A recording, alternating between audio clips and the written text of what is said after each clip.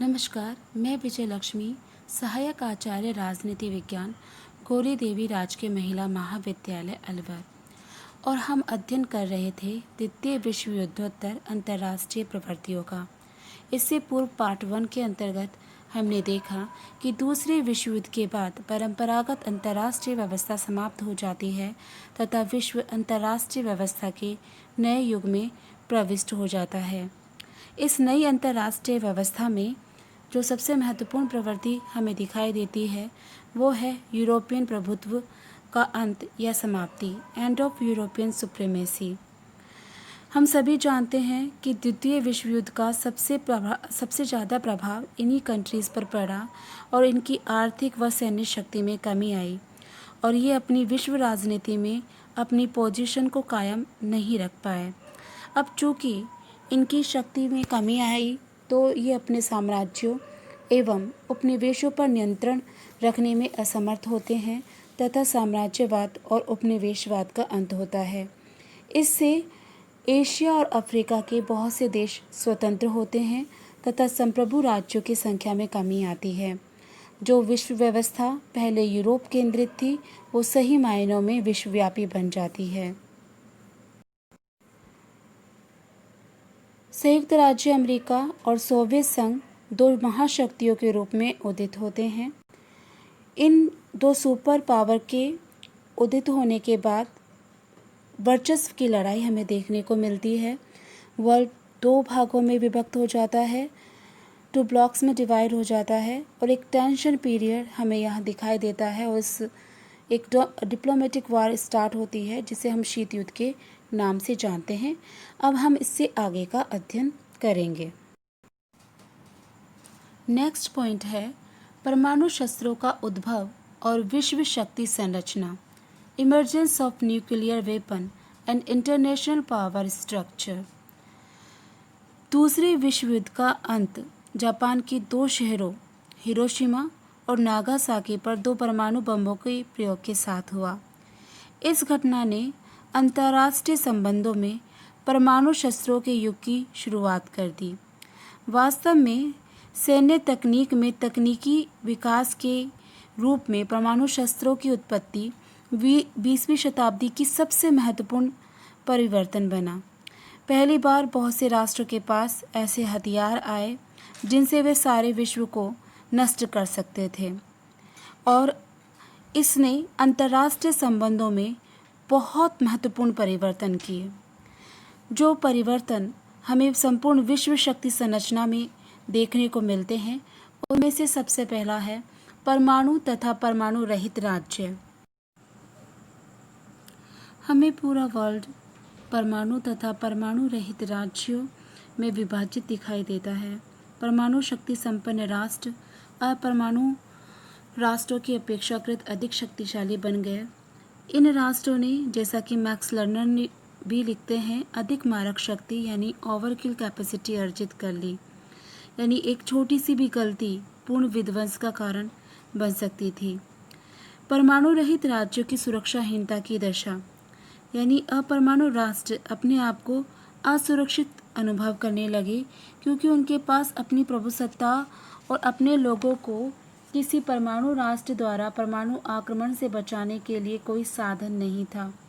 असुरक्षा की इस स्थिति ने प्रभुसत्ता तथा राष्ट्रीय सुरक्षा के स्वरूप को पूरी तरह से बदल गया। ये युग आतंक का युग बन गया, यानी एज ऑफ टेरर। एक छोटी सी गलती या छोटी सी भूल या कोई दुर्घटना पूर्णतया विध्वंसक परमाणु युद्ध का कारण बन सकती थी। पारस्परिक संभावित पूर्ण विध्वंस, म्यूचुअल एश्योर्ड टोटल डिस्ट्रक्शन का भय सभी राष्ट्रों की नीति निर्माताओं को चिंतित करने लगा।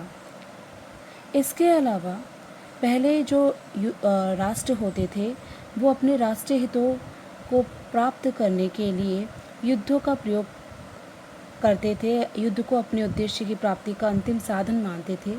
लेकिन अब ये मानने लगे कि अपने इच्छित उद्देश्य की प्राप्ति के लिए युद्ध के बारे में सोचना अगर असंभव नहीं है तो कठिन जरूर है। सन 1945 में जो 2 परमाणु बमों का प्रयोग हुआ था उसके द्वारा हुई तबाही को देखकर परमाणु शस्त्रों का प्रयोग करने से इंसान डरने लगा। विश्व जनमत परमाणु अस्त्रों के प्रयोग के विरुद्ध हो गया और इसलिए परमाणु राष्ट्रों की नीति निर्माता एक तरह से दुविधा में फंस गए। उनके पास शत्रु को तबाह करने के साधन तो थे, परंतु उन्हें इनके प्रयोग की हिम्मत नहीं थी। इसलिए उन्होंने महसूस किया कि हम परमाणु अस्त्रों के नियंत्रण और उनकी पूर्णतया समाप्ति के लिए प्रयत्न करें।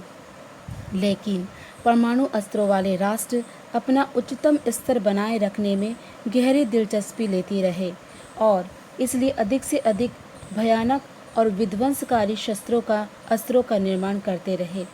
सारी परिस्थिति बहुत जटिल बन गई। इस परिस्थिति को प्रोफेसर जॉन हर्ज परमाणु युग की अनिश्चितता कहकर बुलाते हैं। इस तरह परमाणु शस्त्रों ने अंतर्राष्ट्रीय शक्ति संबंधों के स्वरूप पर गहरा प्रभाव डाला। ये एक ऐसा तत्व बना जिसे नए युग का सबसे ज़्यादा संकटमय तत्व कहा गया। यह परंपरागत विश्व व्यवस्था को आधुनिक विश्व व्यवस्था में बदलने वाला एक महत्वपूर्ण तत्व बना। नेक्स्ट पॉइंट है सैनिक गुटबंदी। शीत युद्ध के प्रादुर्भाव से दोनों महाशक्तियों ने अपने अपने गुटों को संगठित किया। साम्यवाद के प्रसार ने पश्चिमी राष्ट्रों को गहरी चिंता में डाल दिया। वे सोवियत रूस और अन्य साम्यवादी देशों के विरुद्ध सैनिक गुटों का निर्माण करने लगे, जिससे संकट के समय सैनिक गुट के सदस्य संयुक्त रूप में साम्यवाद के विरुद्ध संघर्ष कर सके और साम्यवादियों के प्रभाव का विस्तार रोका जा सके। उन्होंने साम्यवाद के विरोध में सामूहिक सुरक्षा के लिए सैनिक संगठनों का निर्माण करना शुरू किया। सन 1949 में नाटो अस्तित्व में आया। NATO, North Atlantic Treaty Organisation, ये बहुत महत्वपूर्ण संगठन था और नाटो का सबसे अधिक शक्तिशाली और केंद्रीय शक्ति अमेरिका रहा। नाटो की तरह सीटो भी साम्यवाद के डर के कारण ही पैदा हुआ। चीन में साम्यवादी शासन प्रणाली की स्थापना ने सारे पश्चिमी देशों को साम्यवाद के बढ़ते खतरे से डरा दिया, विशेषतः दक्षिण पूर्वी एशिया को। इसके जवाब में अमेरिका तथा पश्चिमी शक्तियों ने दक्षिण पूर्वी एशिया में साम्यवादी विरोधी क्षेत्रीय सुरक्षा व्यवस्था स्थापित करने का निर्णय किया। सितंबर 1954 में दक्षिण पूर्वी एशिया के अंतर्गत सीटों का निर्माण होता है, South East Asia Treaty Organisation, और इस का उद्देश्य दक्षिण पूर्वी एशिया में संभावित आक्रमण या क्रांति को संयुक्त रूप से रोकना था।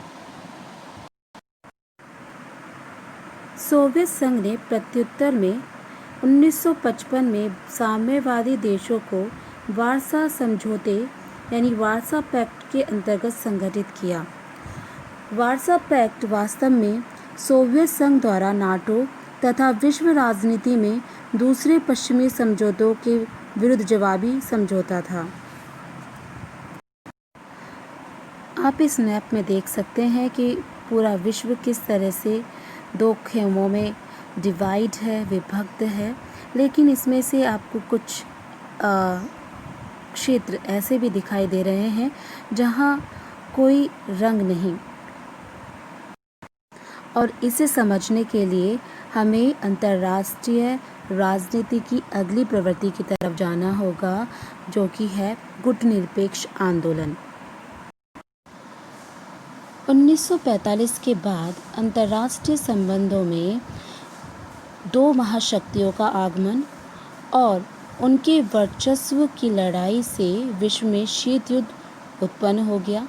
साथ ही यूरोपियन कंट्रीज़ की शक्ति में कमी और उनके साम्राज्यवाद उपनिवेशवाद के विघटन की प्रक्रिया के आरंभ होने के परिणाम स्वरूप अनेक नए स्वतंत्र प्रभुसत्ता संपन्न राज्यों की उत्पत्ति हुई। इन परिवर्तनों ने नए राज्यों के लिए यह आवश्यक बना दिया कि वे अपने सामाजिक आर्थिक पुनर्निर्माण पर अपनी शक्ति केंद्रित करें और अंतर्राष्ट्रीय संबंधों में अपनी एक स्वतंत्र भूमिका बनाएं। और इसलिए शीत युद्ध के सैनिक संगठनों, समझौतों और शक्ति राजनीति से अलग रहे। एक स्वतंत्र विदेश नीति की चाहत रखने वाले इन देशों ने एक आंदोलन की शुरुआत की, एक संगठन की शुरुआत की जिसे गुटनिरपेक्ष आंदोलन के नाम से जाना जाता है। बेलग्रेड में सन 1961 में गुटनिरपेक्ष देशों का शिखर सम्मेलन आयोजित किया गया, जिसके माध्यम से यह एक तीसरी शक्ति के रूप में प्रतिष्ठित हुआ। इसके नेता अपनी असंलग्नता और नैतिक बल के आधार पर युद्ध के कगार पर खड़ी अंतर्राष्ट्रीय राजनीति को शांति के मार्ग पर ले जाने के लिए प्रयासरत थे। इसने पूरे विश्व को पूर्णतः दो खेमों में या दो गुटों में बंटने से रोकने का काम किया और विश्व शांति में एक महत्वपूर्ण भूमिका इसके द्वारा अदा की गई। हालांकि आज इसके सामने प्रासंगिकता के बहुत सारे प्रश्न चिन्ह लगते रहते हैं, लेकिन वर्तमान में भी गुटनिरपेक्ष आंदोलन बना हुआ है। नेक्स्ट पॉइंट है द्विध्रुवीय विश्व व्यवस्था से बहुध्रुवीयता के प्रति झुकाव। हमें द्वितीय विश्व युद्ध के बाद जो पूरा वर्ल्ड है वो बाइपोलर दिखाई देता है, द्विध्रुवीय दिखाई देता है। शीत युद्ध के अंतर्गत हमें दो ध्रुव, दो गुट, दो खेमे दिखाई देते हैं, जिसके अग्रणी जो देश थे वो थे अमेरिका और सोवियत संघ। लेकिन बाद में सोवियत संघ का विघटन होता है और जो विश्व व्यवस्था है वो एकल ध्रुवीकरण की तरफ जाती हुई नजर आती है, जिसमें सोवियत संघ अपनी प्रतिष्ठा कायम नहीं रख पाया और उसका विघटन हो जाता है। उसकी जगह रूस आता है, लेकिन उसकी शक्ति इतनी नहीं होती कि वो अमेरिका के वर्चस्व को चुनौती दे सके।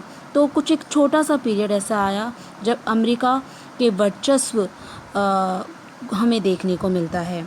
इसके बाद हमें वर्तमान विश्व व्यवस्था दिखाई देती है कि वो बहुध्रुवीयता की तरफ उसका झुकाव है, बहुकेंद्रवाद की तरफ उसका झुकाव है। इसका कोई एक केंद्र नहीं है, एक ऐसी कंट्री नहीं है जो पूरे वर्ल्ड को कंट्रोल कर सके। यहाँ हमें बहुत सारे केंद्र दिखाई देते हैं जो अपने अपने क्षेत्र में एक सुपर पावर हैं और हमें बहुकेंद्रीय अंतर्राष्ट्रीय व्यवस्था विकसित होती दिखाई देती है, जिसमें संयुक्त राज्य अमेरिका, चीन, रूस, Britain, France, Germany, Bharat, Japan, Brazil, दक्षिण अफ्रीका विश्व राजनीति में शक्ति के महत्वपूर्ण केंद्रों के रूप में उभर रहे हैं। और नेक्स्ट पॉइंट है एक वैश्विक अभिकर्ता के रूप में संयुक्त राष्ट्र संघ, the United Nation Organisation as a global actor.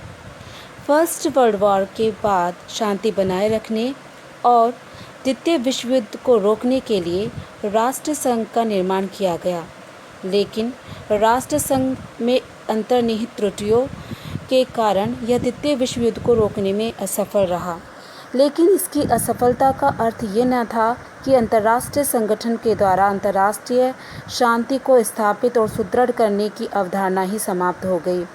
इसी के परिणाम स्वरूप दूसरे विश्व युद्ध के समय राजनेताओं ने एक नई अंतर्राष्ट्रीय संगठन संयुक्त राष्ट्र संघ का निर्माण किया और इसे राष्ट्र संघ में पाए जाने वाली त्रुटियों से मुक्त रखने का प्रयास किया।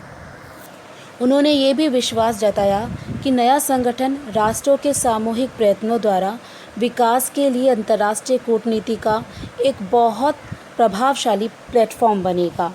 संयुक्त राष्ट्र संघ राष्ट्रों के बीच विचारों के आदान प्रदान और उनके बीच सहयोग तथा मैत्री स्थापित करने के लिए सफलतापूर्वक कार्य करने लगा। ये मानवता का अंतर्राष्ट्रीय शांति, सहयोग और विकास के महत्व के प्रति सजगता को सुदृढ़ करने वाला साधन भी बना। निस्संदेह ये स्थानीय युद्धों को रोकने तथा निशस्त्रीकरण करने में इसे पूरी सफलता प्राप्त नहीं हुई, लेकिन इस बात से भी हम इनकार नहीं कर सकते कि शांति के लिए तथा अंतर्राष्ट्रीय विवेक के विकास के लिए इसने रचनात्मक भूमिका नहीं निभाई। अर्थात संयुक्त राष्ट्र संघ ने अंतर्राष्ट्रीय शांति और सुरक्षा में अपनी एक महत्वपूर्ण रचनात्मक भूमिका निभाई। महाशक्तियों के बीच शीत युद्ध इसकी सफलता के रास्ते में गंभीर बाधा जरूर बना, लेकिन इसके बावजूद ये राष्ट्रों के बीच संबंधों का सकारात्मक तत्व बना रहा। संयुक्त राष्ट्र के सदस्यों की संख्या 1945 में 51 थी और आज ये संख्या 193 यानी 193 हो गई है। आज न केवल संयुक्त राष्ट्र के सदस्य संख्या में अभिवृद्धि हुई, वरन अंतर्राष्ट्रीय राजनीति में उसकी सक्रियता भी बढ़ी है। अब संयुक्त राष्ट्र सही मायनों में विश्व संगठन बन चुका है, एक अंतर्राष्ट्रीय संगठन बन चुका है, जिसमें सुरक्षा परिषद की तुलना में महासभा की शक्ति एवं प्रभाव में अभिवृद्धि होती जा रही है। इस तरह से द्वितीय विश्व युद्धोत्तर अंतर्राष्ट्रीय राजनीति में हमें अनेक नवीन प्रवृत्तियां, घटनाएं तथा नए विकास हमें देखने को मिलते हैं। शीत युद्ध, द्विगुटीय विश्व राजनीति, वैचारिक संघर्ष, गुटनिरपेक्ष आंदोलन, तीसरी दुनिया के राष्ट्रों का बढ़ता महत्व ऐसे विकास हैं जिनसे अंतर्राष्ट्रीय राजनीति में नई प्रवृत्तियों का उदय हुआ। मुझे विश्वास है आपको ये टॉपिक समझ में आया होगा। धन्यवाद।